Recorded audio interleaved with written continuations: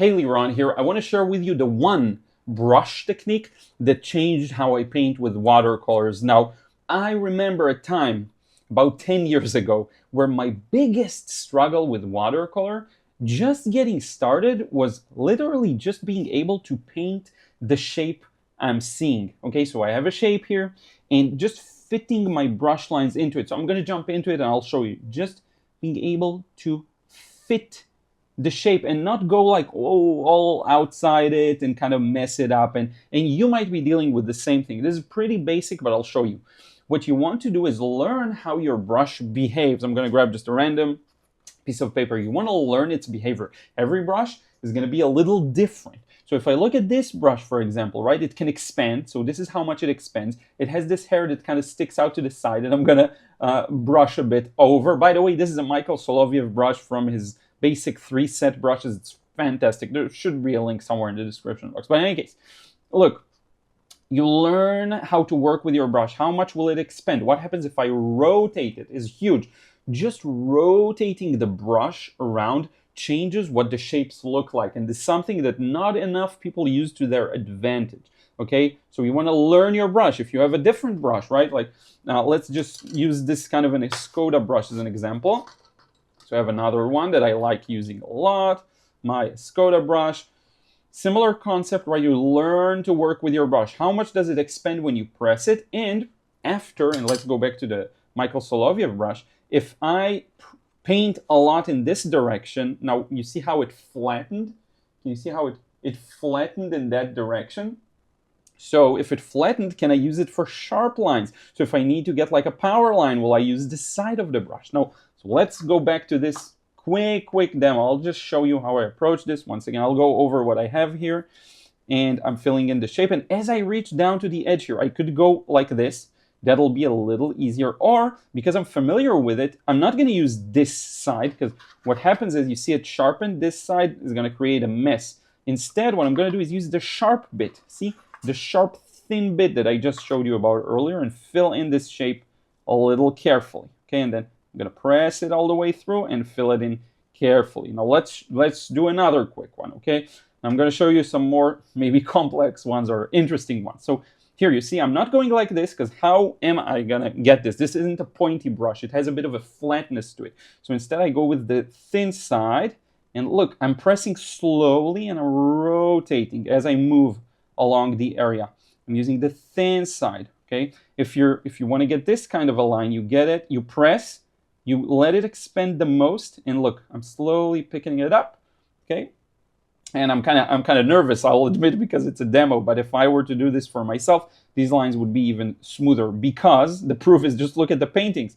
Look at my paintings. That's how I paint each and every one of them. Now, sometimes you do want to choose the right brush for the right circumstances, and that is totally fine. I'm not saying not to do that, but overall, like this brush is a real powerhouse. Like this Lebenson brush also is a real powerhouse. These brushes, they can get a lot of shapes done. You don't really need to constantly change brushes. It's not about the tools, it's about the artist and how you use those tools. Okay, so you can get quite a lot done with one brush. Okay, have your tools work in your favor, but you don't have to obsess over how suitable they are for the specific job. It's more about how you use them. Okay, and a lot of your quirkiness as an artist comes from how you use the tools. Okay, so I'm pressing against the palette so that now I have this thin edge, once again, okay, thin edge to play with, that I can get these beautiful palm trees or coconut trees down in one go very easily. And if I want to get those details, look, I'm sharpening it. So I have, now it's flat, and then I sharpen over my paper. No one really shows this. And then look what you can achieve with this. You can actually achieve those thin blades, right? Now again, don't work hard on purpose, right? If you feel like, let me switch over to a smaller Escoda brush, right? If you feel like, this will really help me better capture these small details, then go ahead. That's another brush you need to be familiar with. And look, I'm using the sharp edge again. I'm not going to use the flat. I'm going to use the sharp. See? So you rotate it a bit. I constantly rotate my brushes as I paint.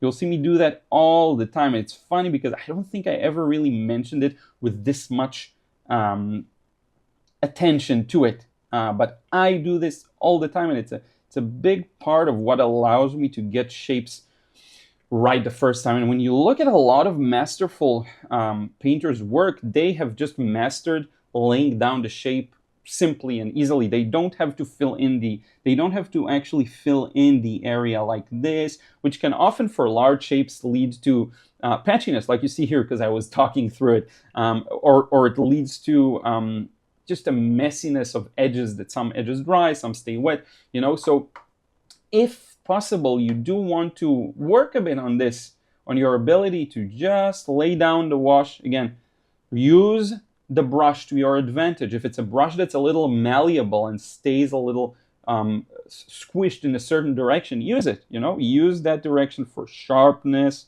for clarity of detail, for whatever it is you want to do. See, as you reach this end, I'll use this side just to create a flatter feel. Now, let me give you another bit of an angle here. If you're the type of artist who's worried about this kind of accuracy, just know it's probably not as important as you think. If I just pull out here a painting, or this one I recently demoed in another video, my shapes aren't necessarily perfect. There are minor inaccuracies you will never ever notice. Here's coconut trees. You'll never ever notice them because this little inaccuracy no one cares about. No one notices. It's just in your head. You notice it. It's like a crazy good pianist who plays and then they miss one note and they're the only person who noticed it. Now, if you're sharp, you will notice it yourself. But this is where art differs. If there's a pianist sitting in the audience, they might catch this mistake.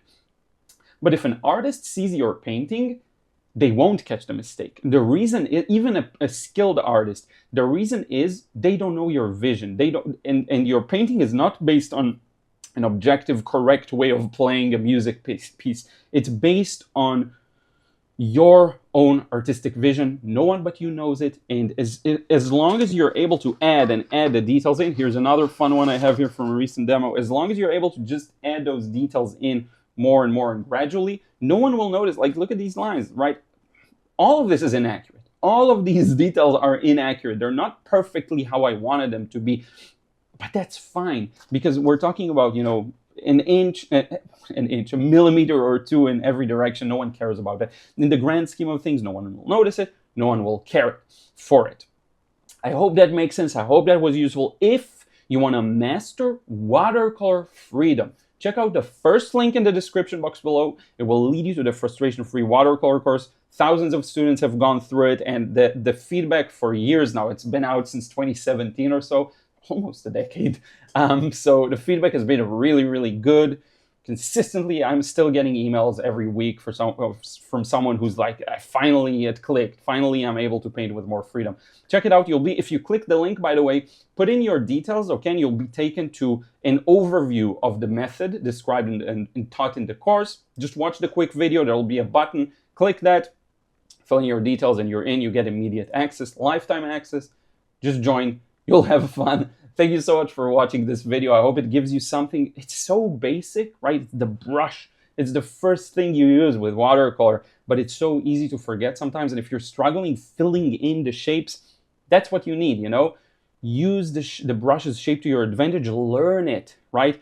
Do entire pages where you just fill it with, and this is what I used to do a lot back in the day. Just fill it in. Can you maintain a thin line? Can you do a thin and then wide and back to thin and back to wide? All of these things help compound. They will show in your paintings. You're building muscle kind of reference experience, and it will feed into your art. I hope that was useful. We'll see you in the next vid. Take care.